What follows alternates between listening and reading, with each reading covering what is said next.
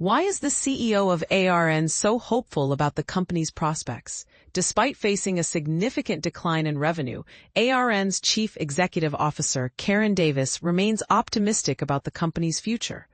Recent reports indicate that ARN's revenue has dropped, and the company only achieved a modest profit of $800,000 in the first half of the year. This downturn is partly attributed to the presence of the two highest-paid entertainers in the country on their payroll, who have also contributed to a decrease in advertising revenue. Absolutely, Davis responded enthusiastically after an investor call where terms like reset and transitional were mentioned repeatedly. I believe we have streamlined our operations effectively. Simplifying processes is no easy feat, especially when it involves reducing headcount, which can be quite challenging. However, we have executed our plans well over the past 6 months, and the business is now stable. As part of a restructuring effort, ARN initiated a $40 million cost-cutting program that resulted in 240 job losses. They also appointed a new chief operating officer, Michael Stevenson, who previously worked at Nine, and a new chief financial officer, Alexis Poole. In addition to these changes, the company has successfully reduced its debt by $8 million and lowered its underlying costs by 5%, achieving $35 million in savings. We have restructured our commercial team and brought in new leadership across various functions. We are enhancing our digital audio capabilities, and the commercial team is now well positioned in the market. We have seen some audience growth in the first half of this year, which is encouraging, and we expect to regain market share, Davis added.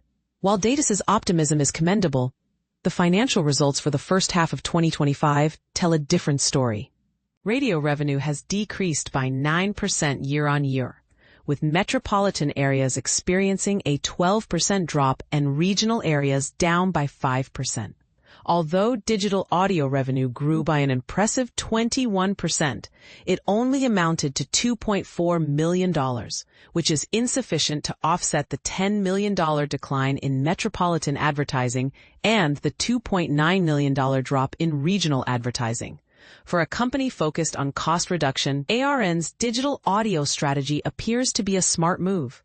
They license the app and a range of successful content from iHeart in the United States, which is part of a long-term agreement that allows ARN to avoid the costs associated with developing and maintaining a podcasting platform while leveraging the iHeart brand in Australia. However, this strategy has its drawbacks.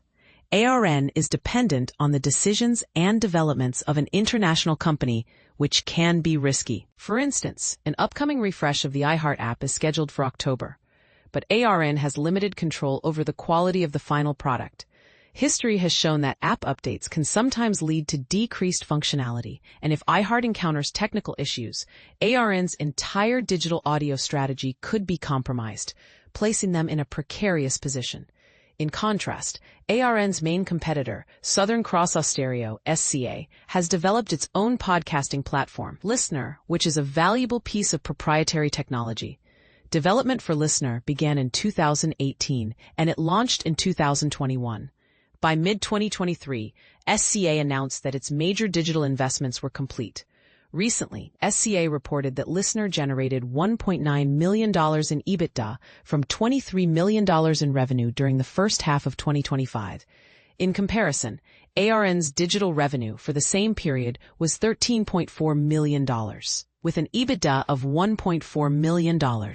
ARN is also planning to utilize the DAB+ streaming radio format to expand the Christian O'Connell Show into the Brisbane, Adelaide, and Perth markets, while the Gold 104.3 Melbourne Breakfast Show will be syndicated live to Sydney's Gold FM station. When O'Connell announced on air that his breakfast show would go national, it was initially assumed he would be broadcast on FM stations in all 5 metropolitan markets. However, it later became clear that he would only be available on the DAB+ platform outside of Melbourne and Sydney, which is a niche platform with a limited audience. Davis stated that there are no plans to broadcast O'Connell on FM in the other cities. DAB+ is becoming increasingly important for audience growth, especially as more DAB sets become available.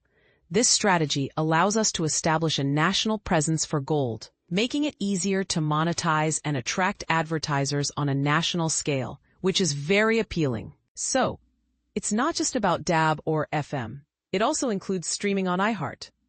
With rumors circulating that ARN plans to invest $1.5 million in its upcoming October 29th upfront event, it's likely that there will be more significant announcements than just an app update. Additionally, there are whispers in the industry about Kyle and Jackie O potentially reducing their efforts in Melbourne, where they currently hold only a 5% audience share in breakfast, and possibly expanding into the Brisbane market on the KIIS network. When asked about the Brisbane rumors, Davis remarked, "I've heard that rumor for 2 to 4 years now. I know Kyle would like to do it. We continually assess the situation. At the moment, we are focused on achieving our goals for the second half of the year. These goals include the iHeart app reboot, refreshing content on the KIIS radio network, and selling its Hong Kong-based out-of-home business." Cody. Davis emphasized that they always consider advertiser and listener feedback before making decisions about moving the duo into the Brisbane market. In late 2023 and early 2024, ARN spent 8 months attempting to acquire its rival SCA by purchasing nearly 15% of the company, collaborating with Anchorage Capital and proposing a consolidation plan that would merge the assets of both audio companies. However, SCA rejected these offers multiple times, believing they undervalued their contributions. Recently, it was reported that Nine is in discussions to acquire SCA entirely. While SCA's chief, John Kelly, did not confirm the rumors, he expressed openness to negotiations. Is Davis still interested in pursuing a merger? "Well, we're still a shareholder," he reminded. "So yes, we will consider any opportunity. We firmly believe that consolidation in the media market is necessary." The growing influence of global players puts Australian media owners at a disadvantage. "We need to explore consolidation opportunities and will evaluate any proposal that enhances shareholder value." So, does ARN still see potential in a merger with SCA? "We do," he confirmed. "We would consider any proposal that would enhance not only the shareholder value of our shares in SCA, but also create opportunities for ARN shareholders." Thus, 2025 is shaping up to be a year of transformation for ARN, with the next major announcement expected on October 29th. However, it's hard to believe that any media company would spend $1.5 million on a lavish event, inviting 1,500 guests dressed to the nines just to unveil an app update.